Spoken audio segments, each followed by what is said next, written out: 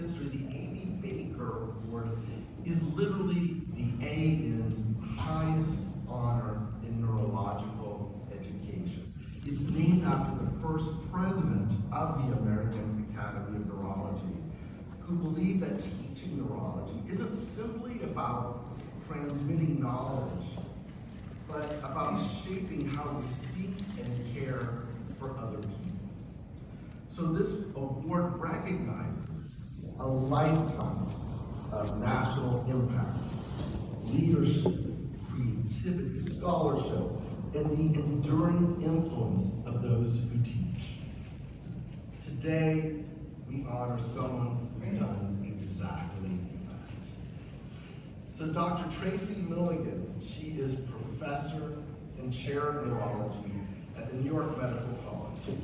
And she's built more than programs, and as I look at the standing room only, she has built people. Under her leadership, our residency program more than doubled in size, strengthening the future of our field in a very, very tangible way. Her path to this moment reflects both depth and intention. She earned her medical degree at Albert Einstein College of Medicine, completed her neurology training at Harvard through Massachusetts General and Brigham and Women's Hospitals, and went on to fellowship training in clinical neurophysiology and epilepsy. That's how I've come to know Tracey as a fellow epileptologist. But here's something you may not know about Tracey. Before she became a neurologist, she trained in communication disorders and speech-language pathology. And long before she diagnosed epilepsy in her patients, she was learning how to listen carefully, precisely, and with intention. And you can hear that in the voices of her patients. One of the things that was fun to do is pull out, what's the social media stuff saying about Tracey from people that she's helped to manage. And these come right off, if you search her, this will come out in this direction. And this is what her patients have said about her. They describe a physician who's deeply knowledgeable, but never condescending. Someone who explains things at their level, not above them. And perhaps most telling, one patient simply wrote, I just have their quote, "She put my fears to rest." That isn't care, that's education at its most human level. Now, in many ways, her work reflects the influence of someone that I know she admired. She talked to me about Dr. Martin Samuels, a previous recipient of this award, whose example she deeply admired, carrying forward a tradition of neurologists who teach not just with knowledge, but with presence, clarity, and purpose. And here's another unexpected truth about Tracey. She helped to create this very room that we are sitting in right now, the neurology education room here at the AN, a space dedicated to the craft of teaching. So today she returns to that very room, not as its founder, but as its highest honor. Tracey is one of the few neurologists to receive both the American Neurological Association's Distinguished Neurology Teaching Award, and today he gets to become our version of the EGOT, and we have this basic A.B. Baker Award for today. She's now helping lead the next chapter, exploring how artificial intelligence can enhance the way we teach and care without ever losing sight of the human connection at the center of both. Because as you can see, Dr. Milligan understands something very simple and profound. Education isn't about information. It's about helping others thrive. It is my great honor to recognize Dr. Tracey Milligan as the 2026 recipient of the A.B. Baker Lifetime Achievement Award in Neurologic Education. Please join me in welcoming her as she delivers her keynote address, The Neurology Family Tree and Helping Others Thrive. Join me.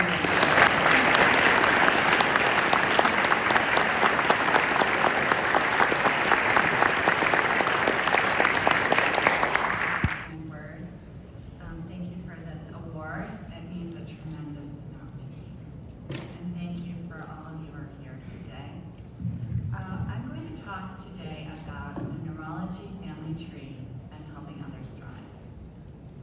How many of you in the audience can name a mentor that truly changed your life?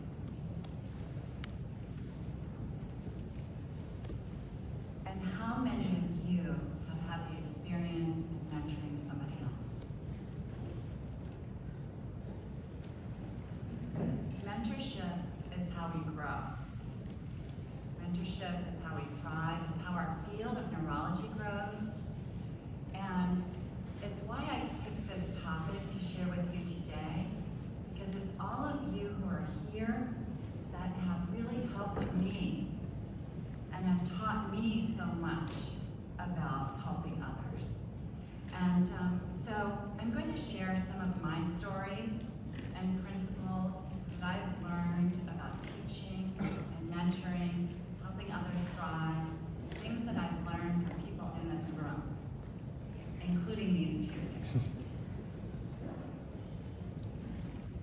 So I'll spend about the next 20 minutes just telling you about some stories from my own life. I'm going to start with my own family tree and my parents. Teaching was everywhere in my childhood. Both of my parents were teachers. My father, a physiologist, taught in medical schools. My mother, an English and American projects, and correcting the grammar of the newscasters. My parents mentored and modeled mentorship before I even understood what mentorship was. They taught me that teaching is not simply transferring knowledge, it's curiosity and projects and supporting growth, believing in potential, and those early lessons continue to shape me. They are the definition of great mentors, giving opportunities, reaching out to help me reach my goals, encouraging me, advising me as an individual, training me for independent thinking and problem solving. So they were actually doing evidence-based mentoring techniques, as seen in this reference here. And I think the reference is so appropriate from the Advances of Physiology journal.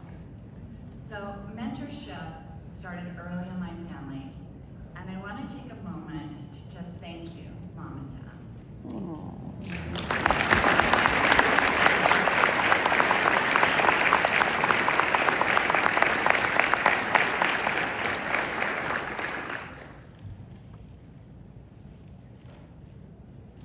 So no surprise that my personal career in mentorship actually started very early.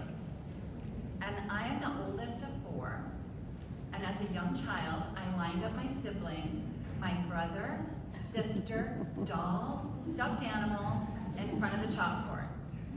And I invited them to pretend play school and started teaching. And I gave homework. One of my younger sisters, Laura, remembers these days very clearly. She loved playing school. She said it was the only time that I was predictably nice to her. In fact, she once told me she credits those lessons to being identified as gifted. Not because she was especially brilliant, but because she was the only kindergartner who knew her times tables. Mentorship started early. Even 12 years later, my youngest sister, Julia, seemed ready for my class. And I learned something very important from teaching my siblings that remains true to this day. It is always best to teach with snacks. Looking back, I didn't realize it at the time, but I was planting seeds of curiosity, seeds of confidence, seeds of belonging, and over time, those seeds grow, and they grow into something bigger than we can actually imagine. So what is mentorship? It's helping others thrive. And the seeds of mentorship are creating curiosity, belonging, snacks, or another word for snacks maybe psychological safety.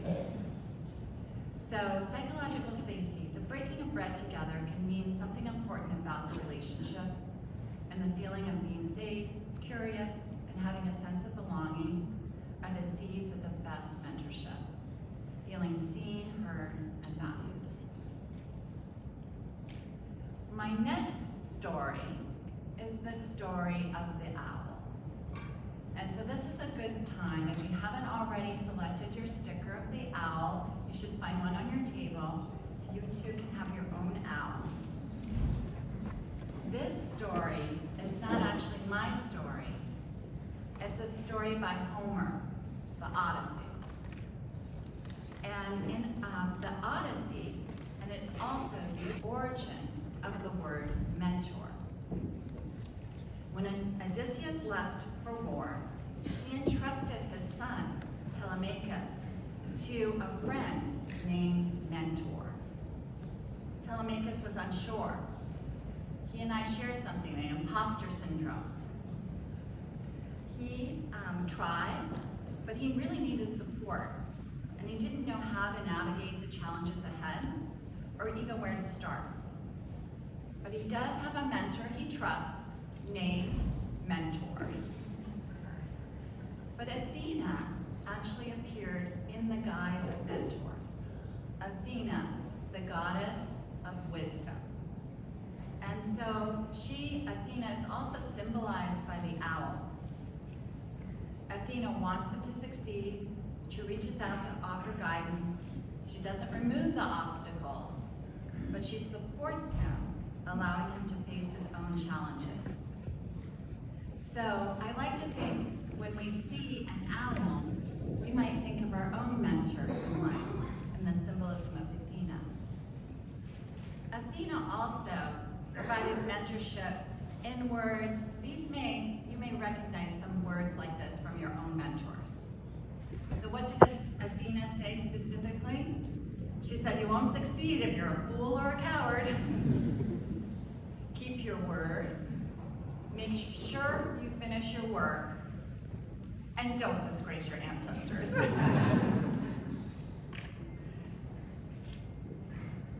So she was doing some professional identity formation, as we would say in the words of medical education.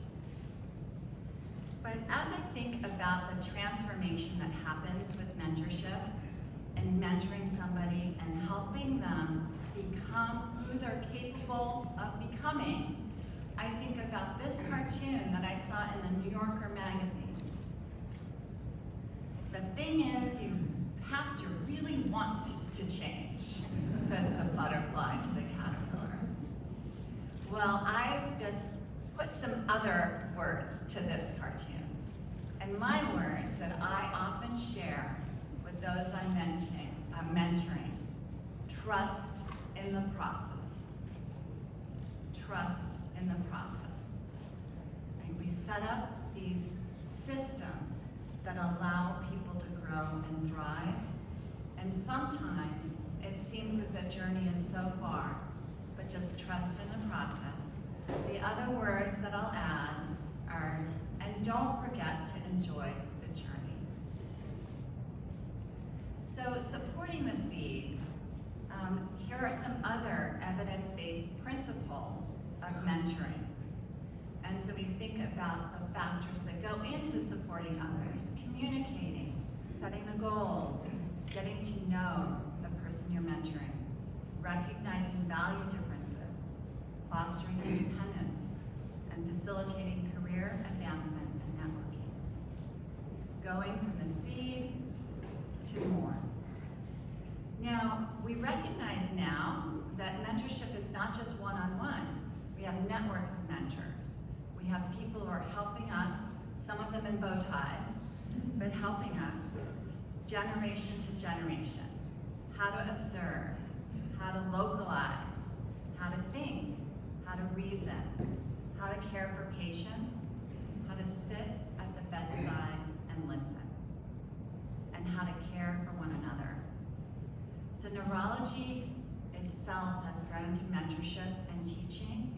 It's the way that we continue to have the field itself thrive.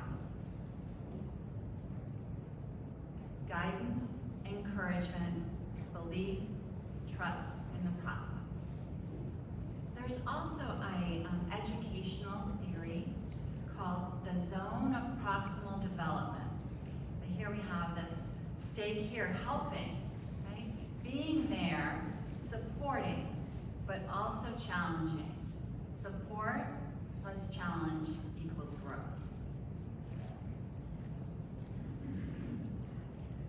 So the seed becomes the sprout, and the sprout becomes the tree, and we have a neurology family tree. And as I think about the neurology family tree, I think about people who have been really important to me. And as Dr. Servin mentioned, in 2006, when I attended my very first AAN meeting, my mentor, Marty Samuels, received this award. And he's part of the roots of who I am. And some of these mentorship relationships are incredibly deep. We have the neurotree.org. Has anybody heard of this website? A couple of people, but Neurotree, you can go and you can look at your family tree within neurology. So here's one aspect of the family tree of neurology. We do these fun things as neurologists, don't we? So we can zoom in, we can find Marty Samuels, one of his mentors, Ray Adams, but then zooming out here, we can see Derek Denny Brown. Many of you had heard Marty talk about Dr. Denny Brown as one of his mentors as well. And then look who Dr. Denny Brown descends from. Dr. Samuel's neurologic hero, Joseph Babinski. So this is our neurology family tree. It's rooted in this tradition, back all the way to Babinski.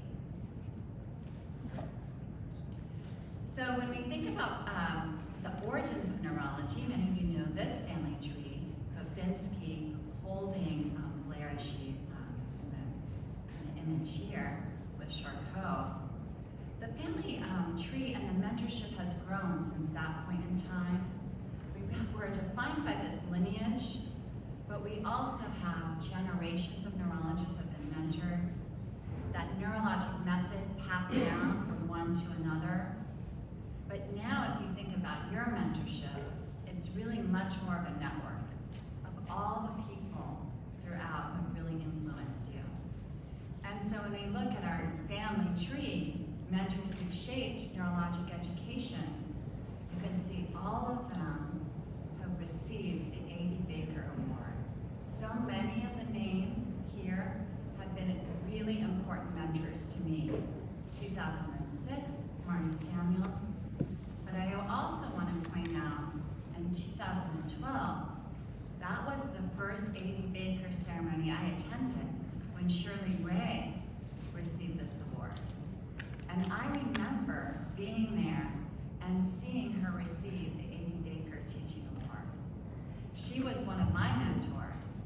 She was one of my more intimidating mentors, I would say, with her British accent and her disciplined method of teaching. But it was really just so wonderful to see her receive that award. And at the same time, Lori Shue was presenting the A.B. Baker Awards.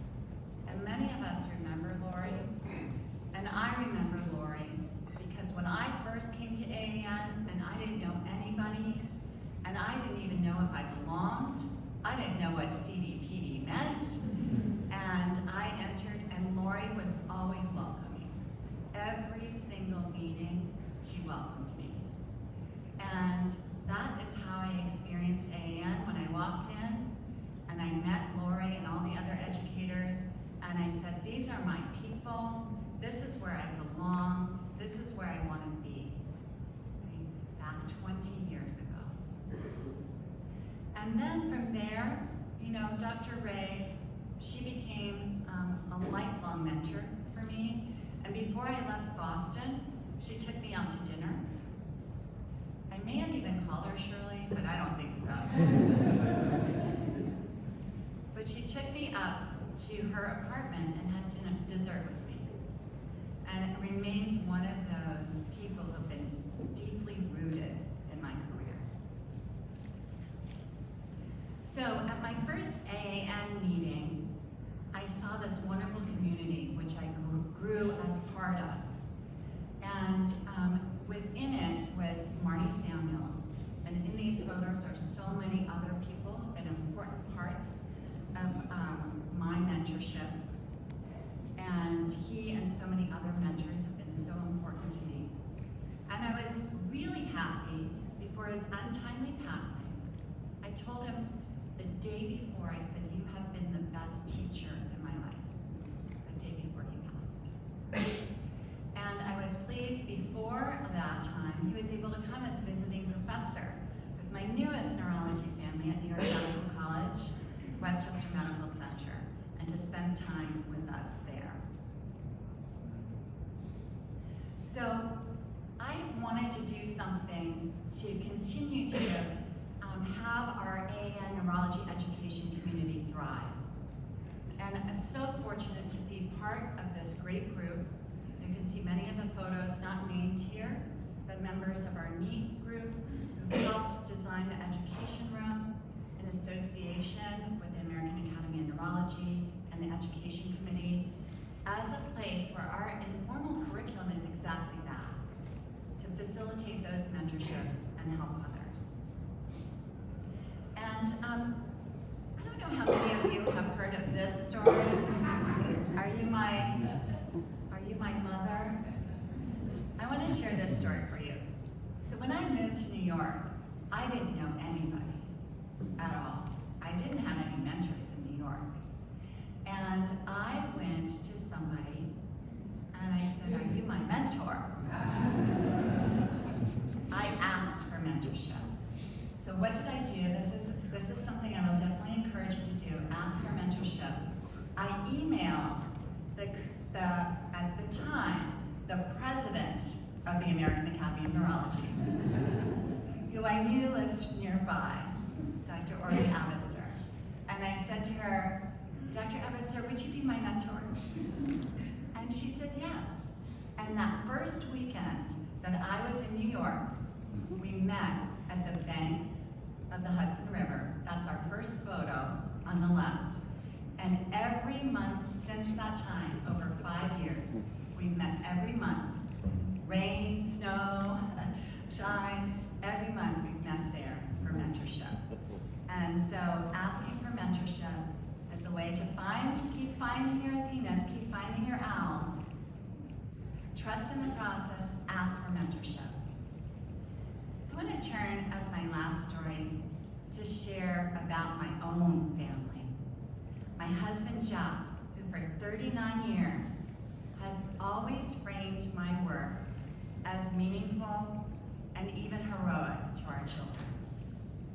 He and I met in a teaching moment in a karate class in 1987 when he came up to me and he said, "Let me tell you something about your sidekicks after class."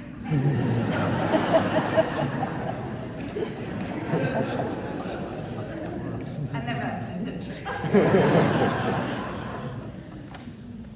My son Eric, born during medical school, starred in my first neurology exam commercial teaching production,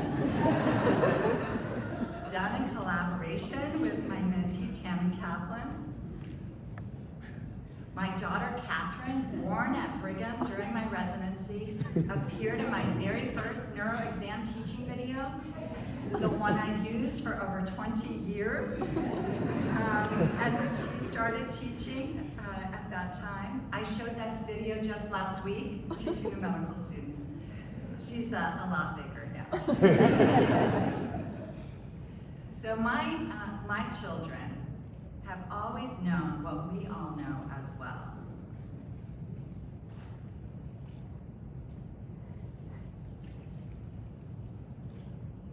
I'm sorry, there's a little pause in this.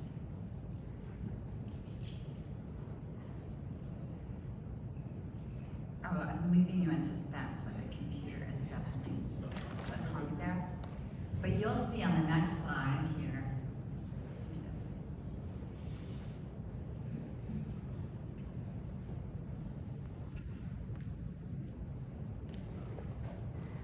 Uh-oh, he says. Somebody in the very back, You won't. just step out and call for Spencer. That's okay. Beard, black. What you miss is the photos of my children with their t-shirts that say neurology rocks. And